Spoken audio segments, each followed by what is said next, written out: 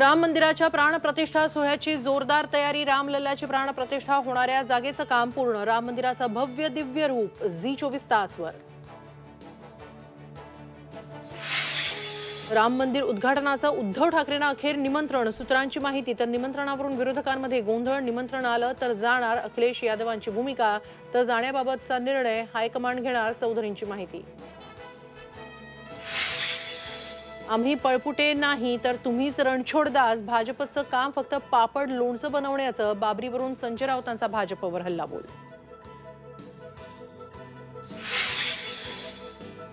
पुण्यात अजित पवारांनी मंजूर केलेल्या 800 कोटींच्या निधीवरून महायुतीत ठिणगी। राष्ट्रवादीसाठी सर्वाधिक निधी दिल्याचा आरोप। निधी रद्द करण्याची भाजप आणि शिंदे गटाची मागणी।